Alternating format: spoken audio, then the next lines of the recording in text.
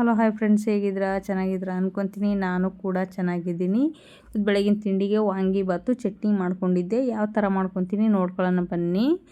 ಚಟ್ನಿ ಇನ್ನೇನು ಮಾಮೂಲಿ ಯಾವ ಥರ ಮಾಡ್ಕೊತೀನಿ ಅದೇ ಥರ ಮಾಡ್ಕೊತೀನಿ. ಚಟ್ನಿ ಕೂಡ ಚಟ್ನಿ ರೆಸಿಪಿ ತೋರಿಸಿಲ್ಲ, ವಾಂಗಿಬಾತು ಅಷ್ಟೇ ಮಾಡಿರೋದು ತೋರಿಸ್ತಾ ಇದ್ದೀನಿ. ಫಸ್ಟಿಗೆ ಇಲ್ಲೊಂದು ಬಾಣಲೆ ಇಟ್ಬಿಟ್ಟು ಸ್ವಲ್ಪ ಬಾದಾಮಿನೂ ಗೋಡಂಬಿ ತುಪ್ಪದಲ್ಲಿ ಹುರ್ಕೊತಾ ಇದ್ದೀನಿ. ಅದೇ ಬಾಣಲೆಗೆ ಸ್ವಲ್ಪ ಎಣ್ಣೆ ಹಾಕಿ ಒಗ್ಗರಣೆ ಹಾಕೊಳಕ್ಕೆ ರೆಡಿ ಮಾಡ್ಕೊತಾ ಇದ್ದೀನಿ. ನೋಡಿ ಏನಿರುತ್ತೆ ಅದರಲ್ಲೇ ಮಾಡಬೇಕು ಅಂತ ಅನ್ನೋದು ನನ್ನ ಅಭಿಪ್ರಾಯ. ನನಗೆ ವಾಂಗಿಬಾತು ಮುಳುಗಾಯಿ ಸಿಗಲಿಲ್ಲ, ಅದಾಗಿ ರಾಯದುರ್ಗ ಮುಳುಗಾಯಿ ಇತ್ತು, ಅದನ್ನೇ ಹಾಕಿಬಿಟ್ಟು ವಾಂಗಿಬಾತು ಮಾಡ್ಕೊತಾ ಇದ್ದೀನಿ. ಇಲ್ಲಿ ಎಣ್ಣೆ ಕಾಯ್ದ ನಂತರ ಸಾಸಿವೆ, ಜೀರಿಗೆ, ಕಡಲೆಬೇಳೆ, ಉದ್ದಿನಕಾಳು ಕೂಡ ಹಾಕ್ಕೊಂಡು ಅದಾದ ನಂತರ ಈರುಳ್ಳಿ ಕೂಡ ಹಾಕಿ ಚೆನ್ನಾಗಿ ಬಾಡಿಸ್ಕೋಬೇಕು. ಇಲ್ಲಿ ಕಟ್ ಮಾಡಿರುವಂಥ ರಾಯದುರ್ಗದ ಮುಳುಗಾಯಿ ಹಾಕ್ಕೊತಾ ಇದ್ದೀನಿ ನಾನು.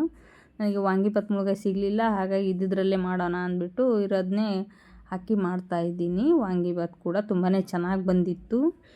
ಟೊಮೆಟೊ ಹಾಕ್ಕೊತಾ ಇದ್ದೀನಿ. ನೋಡಿ, 1 ಚಮಚ ಖಾರದ ಪುಡಿ ಹಾಕ್ಕೊತೀನಿ.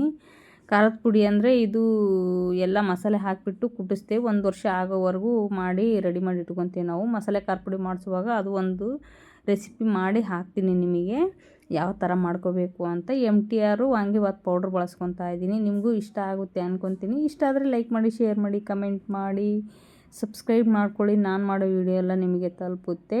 ನೋಡಿ, ಯಾವುದೇ ಕಲರು ಕೂಡ ಹಾಕಿಲ್ಲ ಇದಕ್ಕೆ ನಾನು. ಎಷ್ಟು ಚೆನ್ನಾಗಿ ಕಾಣ್ತಾ ಇದೆ ಅಂತ. ಖಾರ ಪುಡಿ ನಮ್ಮದು ಅಷ್ಟು ಚೆನ್ನಾಗಿದೆ, ಹಾಗಾಗಿ ಈ ಥರ ಕಲರ್ ಕಾಣ್ತಿದೆ. ಲಾಸ್ಟಲ್ಲಿ ಒಂದು ಸ್ವಲ್ಪ ಅರಿಶಿನ ಪುಡಿ ಹಾಕ್ಕೊತಾ ಇದ್ದೀನಿ.